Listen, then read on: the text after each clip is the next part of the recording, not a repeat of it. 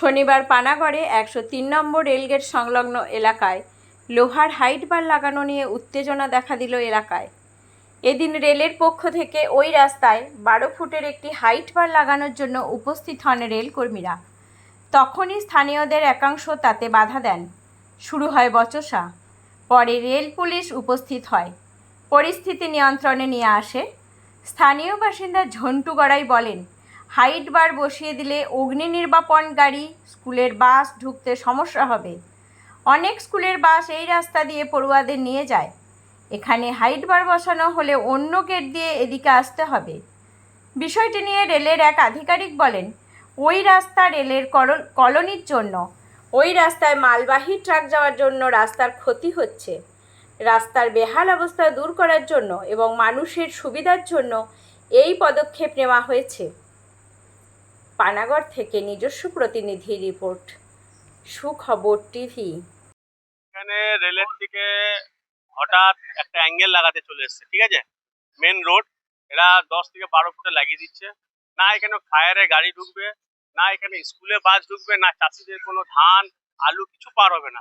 সেই নিয়ে আমাদের ক্লাবে এখানে 20-22টা গ্রাম, এইদিকে পুরো প্রায় 5,000 বাড়ি সব এসে আমাদের ক্লাবে বললো। তাহলে আমরা ক্লাব থেকে এলাম, এসে এটাকে বললাম যে এখন আপনারা লাগাবেন না, এটা দেখুন ভালো করে, মানুষের খুব অসুবিধা হয়ে যাবে। এতে অনেক মানে স্টুডেন্ট বাচ্চাদের ওরা বলছে না বাস ঘুরিয়ে যেতে হবে, তখন এটা তো হয় না।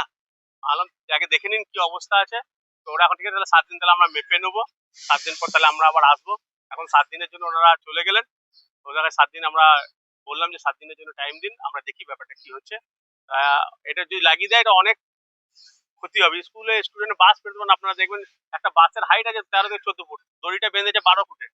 কি করে বাস স্কুলে বাস বেরোবে? ছোট ছোট বাচ্চা 15টা বাস যায় এদিকে, 15 থেকে 20টা বাস এদের।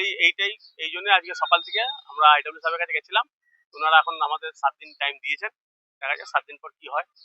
কেন লাগাচ্ছে এটা রেলের কি বলছে, আমাদের অর্ডার আছে লাগাতে হবে, কি অর্ডার সেটা বলেনি, ওরা কিসের জন্য লাগাচ্ছে আমরা অর্ডার? মানে এটা তো পাবলিক প্লেসে, পাবলিক প্লেস আর মেন রোড, সাইড রোড তো নয়, মেন রোড। কেন লাগাচ্ছে আমরা জানি। আমরা বললাম ঠিক আছে, যদি আপনাদের লাগানো থাকে ওই যে রেলের যেটা বেরোচ্ছে যে হাইট আছে, আপনারা ওই হাইটে লাগিয়ে দিন। আপনার কিছু ব্যাপার থাকে তো আপনি ওটা লাগিয়ে দিন। না আমাদের এটা এই হাইটে বলেছি, আমরা ওটাই বললাম। এবং কালকে ডিআরএম কে আমরা অলরেডি আমরা কপি করে এসেছি, অ্যাপ্লিকেশন দিয়ে এসেছি, রিসিভ নিয়ে এসেছি। আচ্ছা রিসিভটা আমাদের কাছে এখন রিসিভ নিয়ে এসেছি, ডিআরএম এর কাছে দেখুন আমরা রিসিভও নিয়ে এসেছি, এবং আইডব্লিউ সাহেবকেও আমরা রিসিভ দিয়েছি সকালবেলায় গিয়ে। তার সত্ত্বেও এসেছিল, লাস্টে 7 দিন ইয়ে করেছে। দেখি কি করেছি পুরো। দেখুন মার্কস পিটিশন আছে পুরো, দেখুন পুরো মার্কস পিটিশন করা আছে। দেখুন মার্কস পিটিশন সবার আছে, এটা এখন আছে পেজেন্ট। এই দেখুন এখন 7 দিনের জন্য এটা দেওয়া হয়েছে। এখন কি চাইছেন আপনি? আমরা এখন চাইছি এটা ঠিক 14 থেকে 15 ফুট হাইটে দেখ, যেটা সবাই পেরোতে পারবে। দেখ ওনাদের কাজ ওনারা করুক, আমরা তো সরকারি কাজে আমরা বাধা দিচ্ছি না। আমরা বলছি আপনি একটু হাইটটা উঠিয়ে দিন, যেন স্কুল বাসটা পেরিয়ে যায়। একটা স্কুল বাস, টুরিস্ট বাসের আপনার হাইট বলুন কত, সারাদিন 14 আছে, তার চেয়ে একটু উঠিয়ে দিলেই তাহলে গাড়ি বাস পেরোতে পারবে। আমাদের ওইটাই নিয়ে অসুবিধা। 14 ফুট হাইটে মোটামুটি সবই পেরিয়ে যাবে, আমাদের দমকলও পেরিয়ে যাবে, সবকিছু ফায়ার থেকে সবকিছু পেরিয়ে যেতে পারবে।